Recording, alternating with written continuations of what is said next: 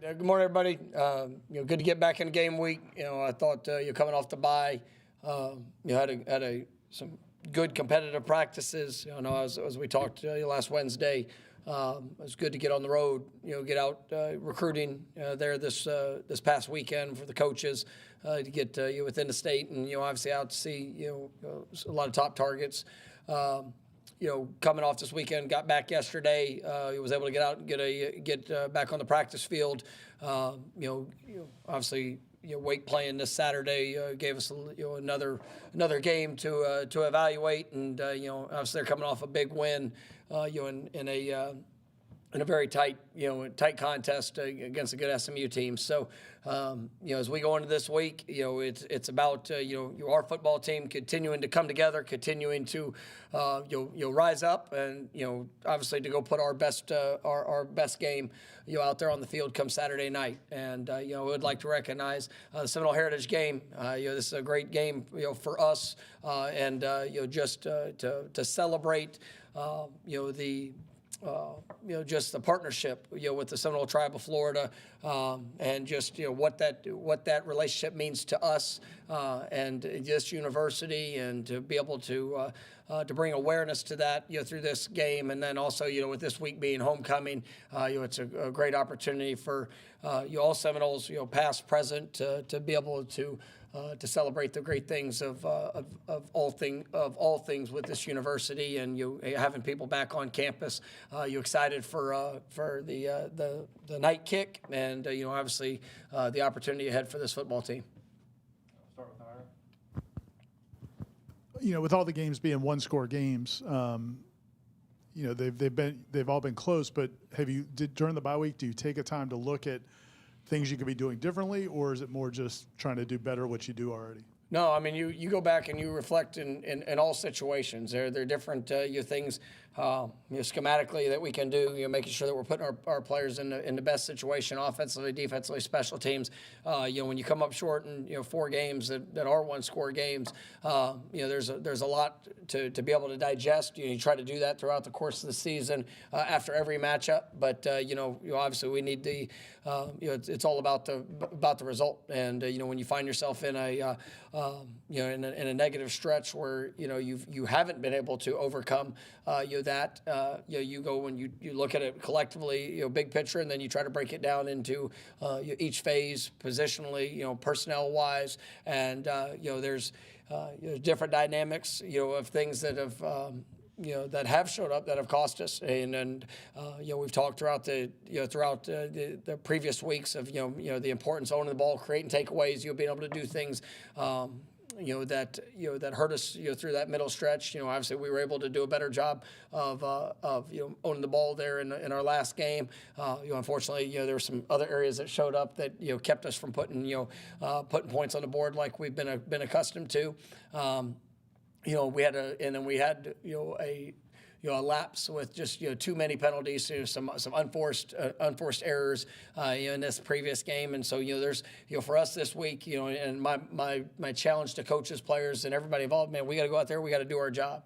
Coaches got to do. You have to do a great job of putting together a wonderful plan against a well-coached football team, one that has ability and is playing with a lot of confidence, and we've got to put our players in the best position to go make plays, and then our players got to trust and believe in the technique, the fundamentals, and obviously their skill set of what they're going to bring to this game, and in all reality, I don't need our players to go do anything exceptional. I just need them to come out and to be able to put forth their best effort, and I do believe exceptional things can happen. And so that's where it's just this simplistic focus of doing our job, everybody a part of the program, and go out there and have fun playing and coaching this game.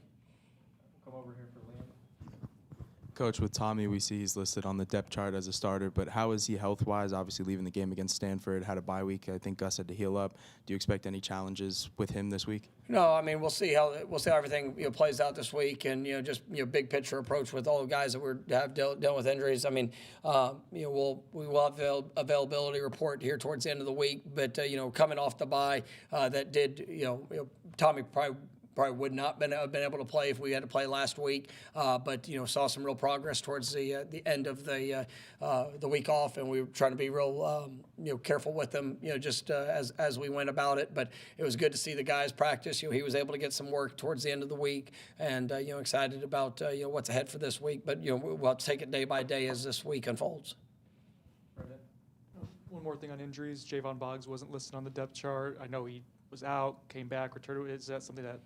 Yeah, unfortunately, I mean, he'll be a guy that will be out this week. We going into this week, we have he's kind of had an up down last few weeks.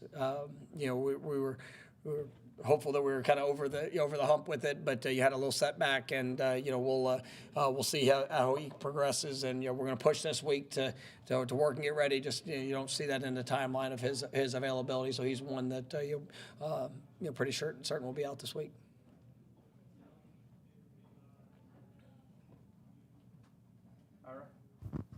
When you look at Wake Forest, they statistically they don't look to be outstanding necessarily in any area, but they find a way to just be in these games, and they pulled out some of these wins. When you've watched Wake Forest, what have you seen from them? I mean, it's a team that plays extremely hard. I mean, I think defensively they're towards the top of our league. Defensively in a lot of statistical categories, but you see a defense that's really playing at a high level. They are confident in what they're asked to do. Obviously, a new coordinator, new staff there, so they're growing each and every week. I thought they did an outstanding job this past weekend, against SMU, and really made things difficult for them, in all ways. But this is a team that they've got talented players. They've got guys that you look at their front. They're going to show you 3 down, 4 down. They're going to be aggressive in their movements. And it's going to be a team that, they're going to play sideline to sideline. They play fast. Like I said, they're, a high energy group, and they can present some different schematic challenges, with talented players.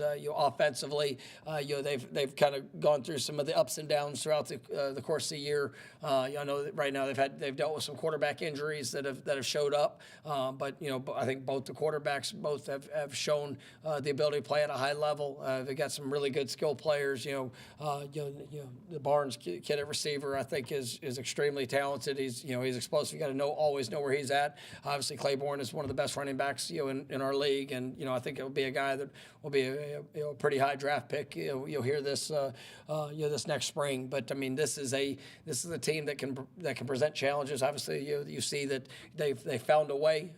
In a lot of contests, and in all reality, they got screwed out of the Georgia Tech win. Just at the end of it. But I mean, this is a team that can, I think, compete with anybody in our league, and we're going to have to play our best game, as we go into this week. All right, stay there for Corey. When you go on the road, recruiting, what is the message that, I guess, what questions are you getting from coaches and players and parents when you meet up with them or talk to them? Yeah, what is the message you're giving them? Yeah, this past week, it's evaluation period, so there's not a whole lot of sitting, of that other than with coaches. And so, coaches, they live it, they watch it, they understand, you see.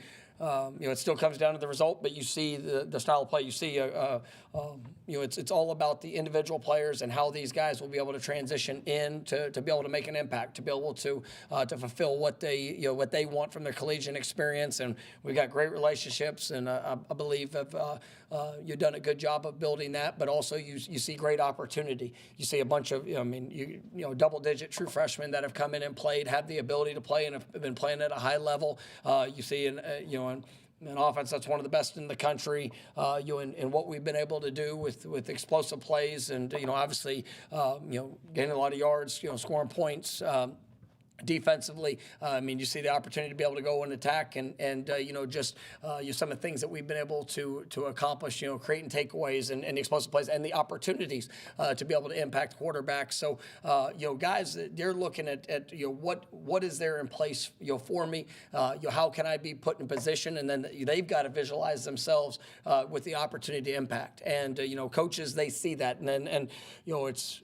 We played in some in a lot of close games that we've got to go take that step and finish for the result that we desire. But for recruits that when they're looking at, hey, where do I want to be? Who do I want to be with? What do I want to what do I want to be a part of? I mean, there's a lot of confidence in what that is, and really for them, it's just being able to stay focused on that. Because everybody, when the team experiences losses, I mean, we lose a game, and the first question, well, are you still going to be, are you still considering them? Are you still with them or whatever? And then you stack that upon to going through a negative streak. I mean, obviously there's going to be a lot of the questions, but it still comes down to the fit. It still comes down to where these guys see themselves in the best situation, the best place, and there's a lot of excitement for the opportunity that's ahead and what they can be within this program. I know we've asked you before about how current players deal with outside noise, distractions, and this past week was obviously louder than most. How did they do handling that? How did you address it? Was it any different than usual, I guess? Yeah, I mean, you have to address it as a coach, because when you see, there's times that, we talked about it, after the Pitt game. I know it was one that you saw some guys play with a little bit of hesitation and some unnecessary situation when the play's there. Just trust that you're going to go, go make the play rather than try not to miss it. This last week, I did think there were some times that we were trying to almost do too much in certain situations, and that's from inside as a player, just trying to go, do all that you can to make the play to try to help get over the hump of when you feel that whether it's within, whether it's from the outside, when you just you want it so bad. You got to stay true and trust, trust who you are, trust what you're being asked to do, and then just go out there and execute and have fun. But yeah, you talk about it as a coach. Anytime there's a lot of opinions, which there's always going to be, whether it's sometimes opinions within your group, sometimes opinion from the outside, sometimes from friends, family, and loved ones, and then sometimes opinions from anybody that can get to you. So you do talk about it, and it's just like I said at the beginning, it's about doing your job. It's about showing up and putting everything that you have, regardless of the sometimes the chaos that can go on around you in the course of a game. Sometimes, in living life with whatever circumstance might show up. I mean, it's about showing up and giving all that you have with a detailed approach of going in and executing whatever the responsibility or task that you have in front of you. Go back over to Ira. In that last game against Stanford, there were a couple instances on the sideline with just guys getting frustrated and emotional, which is, I'm sure, understandable given the circumstances. Do you go back and revisit that with those guys individually, like in the days following, or what happens absolutely. in the game? And sometimes it's days following, sometimes it's immediately after a game, whether it's and that's this is an emotional game, and you want great emotion, but you want to be in control of your emotion, and that's all part of it as players, coaches, everybody involved. And there's certain things that where the awareness of every action, and how important the details, the focus, being able to execute in the moment. I mean, that's gonna magnify that needs to be magnified through the course of the game, because ultimately it's still about what you do with it. You could be the first quarter, it could be the fourth quarter. I mean, you have to be on point, because every play is going to matter, and you can sit back over the last 4 weeks and pick any one of 100 plays, and you're going to find a different result to probably the overall outcome of what that contest was.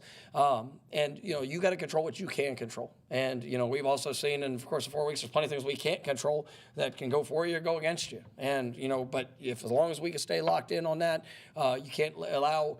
We had a situation where there was a very questionable call, and in a situation, a player's emotions to what that call was, really affected the next play, and that's where it's just like, man, you gotta, you're not going to get every call. There's going to be some good ones. There's going to be some bad ones. There's going to be some good plays and bad plays that you experience, but you got to make sure that you can refocus, lock in, be able to make any adjustment that's necessary, and then go and, be your best for that next snap and that next play. And so, that's one of the reasons why you see the emotions of what they are, sometimes from coaches to players, sometimes coaches to coaches, just the awareness that, man, this has to be fixed, this has to be dealt with in the moment. And then, you follow up with that, obviously after the game, you follow up that and remind that throughout the course of the week, throughout the course of the season.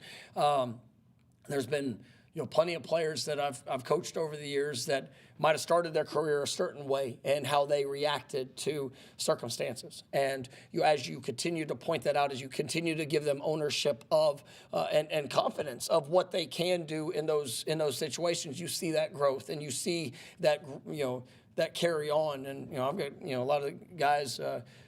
Saw Renardo Green when we were out in California. Jerry Jones came back last week, and to see the confidence of what they speak of how they can handle, situations that are showing up in the next level through their time here. And both those guys had the ups and downs, and throughout their Florida State careers, and dealt with a lot of pressure, noise outside. They can do this, they can't do this, and they both became great players here, and now are your guys that are playing a lot, starting there at the next level, and how they some of those lessons that they had to get harped on during their time here is now a real asset for them here later in their career. Kind of a follow-up to that, as is knowing like how important eye contact is to you when you're coaching your players and talking to them. At halftime at the Stanford game, it didn't look like guys were fully listening to what you're saying before going into the locker room. Do you notice that at all? Is that a concern at all? Is that something that ends up being addressed? Oh, I mean, I address all of it, and then there's times that it's still, even in that moment, it's a why. Why do those things show up? Well, you're disappointed, or this, or I've got the whatever the feelings are, and if you can allow yourself to be distracted, or you can you make the choice to lock in on it, and that's why I always like seeing that eye contact. And there's plenty of games throughout our career, or throughout my career, that I've seen where guys have done a good job, and really it's awareness to me where the follow up needs to go. And so that's all part of a process of what I do to make sure that there is the connection, and it's what I like is the follow-up afterwards and the ownership of afterwards of, you can point to, hey, it might not have been exactly what you wanted, or this is not where you wanted to be with you at that point. But if you allow yourself to stay removed, or just to stay frustrated in feelings or whatever that might be, well, you might miss the next handful of plays, or that could continue to cost you or continue to keep you from where you are.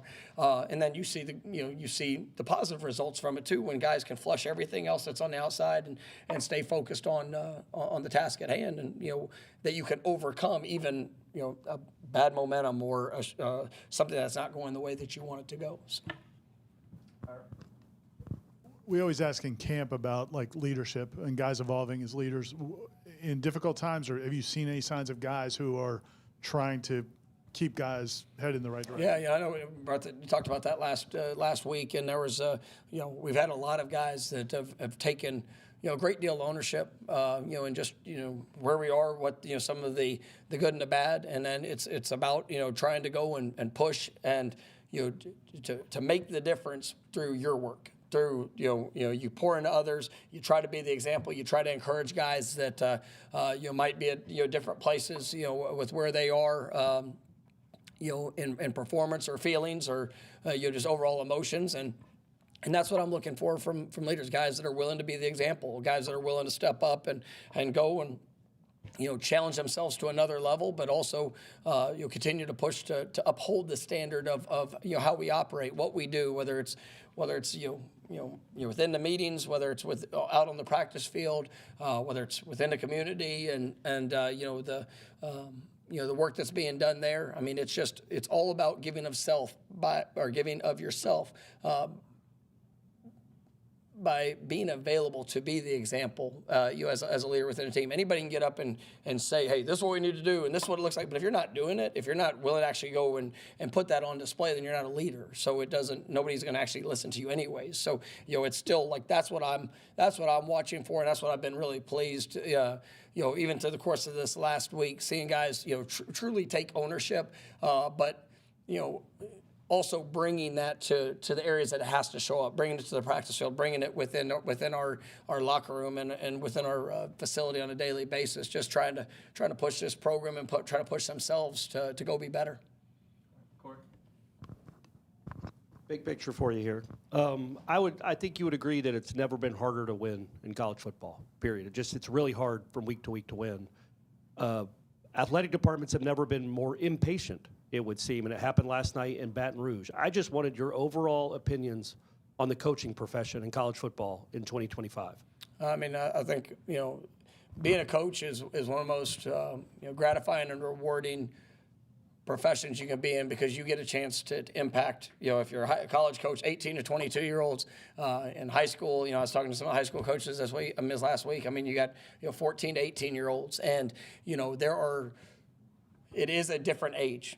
And, you look at, even high school, in the high school world with, high school NIL, players leaving and going to new schools and transferring mid-season, you see it. It's, there's so much, just unrest within the game, I would say, because of some of the dynamics of what we're living in. But it is important that, as a coach, that you are willing to take hold of all the things that you can control in it, and then to show the character, show the identity, to push forward, and to be able to block out, because you can go look at different circumstances of what happened at different places, and that's fine.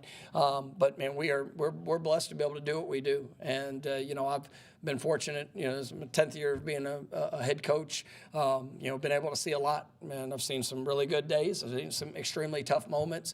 And every day when you show up, I tell our players this all the time. We're not guaranteed anything. We've had players that have had extreme tragedies within their own lives, and whether it's injury, whether it's a tragedy on the outside that keeps them from the opportunity to continue to play football, whether it's a game, whether it's a season, whether it's a career, whatever that might be, you're blessed to be in the moment. And so you have to stay in the moment. And, for all things that when it comes to college football, it's a wonderful game. It's a wonderful sport. Obviously, we represent, a great institution, and the pride and the passion of college football is at an all-time high. And so there are a lot of emotions that go into it, because it's a results-based business. And we all understand that. We all, it's like you hear every coach, well, we sign up for it. Well, it's still, you got to go live it. You get to go live it. And with all the passion, all the emotion, it's still, it's what you're willing to do on a daily basis, as a leader, what you're willing to do as a coach, and trying to inspire guys just to go be better and to put all that they have on display. But yeah, it's definitely a different time, and it's a different game than what it was 5 years ago. And all the players, coaches, and everybody involved. This is it's a great challenge, but man, it's so rewarding to be able to help guys, on this journey to go, form and develop who they are as men, and to be able to make a difference to those that are around you. Coach, the new football building is open. You guys have moved in. What's been the response from players as far as what it's like for them day to day, and how can it be maybe more efficient as far as their day to day? No, yeah, it's been incredible. It's a state-of-the-art facility. Obviously, there's, I think it's one of the best in the United States of America, and it's been it's been something that's been on discussion for 6 years since I've been here, and we're 1 week into it, and the amount of gratitude that I have, and there's been a lot of sacrifice, from people that have invested to make this a reality. There's been a lot of a sacrifice within our program to, just with what we've had to do, operationally to make it happen. And, now that we're finally in there, to see the gratitude of our players, that's one of the things, even as we went in, last week, you talked about the leadership of just showing up every day and representing those that made this happen. And that's been something that has been hit on from guys in that locker room of how we respect it through the work, how we respect it through how we take care of it. There's a great deal of pride of being a Florida State Seminole, and I mean that's a state-of-the-art, first-class facility that this program deserves. And this program deserves it because of all those that have come before them, and ultimately each individual we've got to earn that on a daily basis by what we're willing to give and who we're pushing and aspiring to be. All right. Thank you, Coach. All right, thank you guys. Have a great day.